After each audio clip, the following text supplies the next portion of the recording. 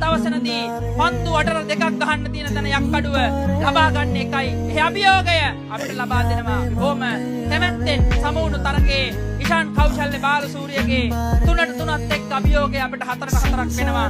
ඉතින් ඒ එල්ල ක්‍රීඩාවේ චමත්කාරයයි එඩේර මුල්ලෙන් ගනේ මුල්ලෙන් තොටලං අරුණට ආපු කවීෂ මිහිරංග සිල්වා ක්‍රීඩා පිටියේ එන්න ක්‍රීඩා පිටියේ කවීෂ මේ තරගකාරීව ක්‍රීඩා පිටියට ඔබට ගෙනීමේ හැකියාව තිබෙනවා.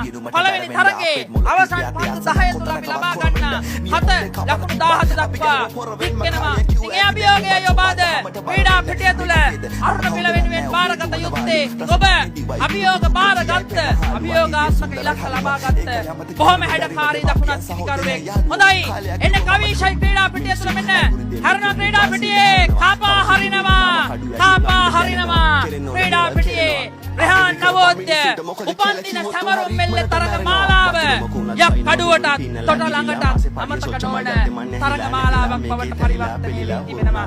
ලෙහෙසියෙන් පහසුවෙන් අත් නොහැරිය හැකි තරග මාලාවක් විදියට තරගයක් විදියට තමයි යක් කඩුවත් අපිත් රෙහාන් නවෝද්‍යගේ උපන්දිනේ දවසේ හමුණු වෙලාව මට මතක් වෙන්නේ. මාදයාපර ප්‍රිය සමද එල්ල ක්‍රීඩාවේ චමත්කාරයයි. ඉතින් එකක් අවශ්‍යයි තරගය සටන් කාමීව සම කර ගැනීමටයි. මේන්නේ ක්‍රීඩා පිටිය තුල කවීෂ මිහිරංග සිල්වා බාර ගන්න අභියෝගය මේ ක්‍රීඩා පිටියේ මුලින්ම තරගය සම කරගන්න. ඉතින් ලකුණු වෙන වෙලාවේ අපි සටන් කාමීව යමු.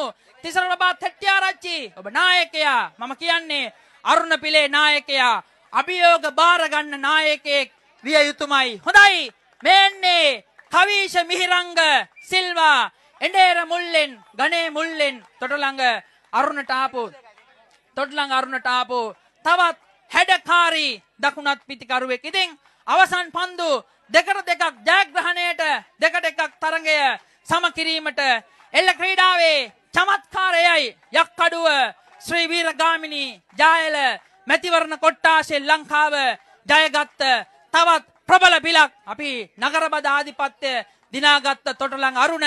හොඳයි හැරෙනවා ක්‍රීඩා පිටිය තුල හැරෙන කවීෂයි කාපා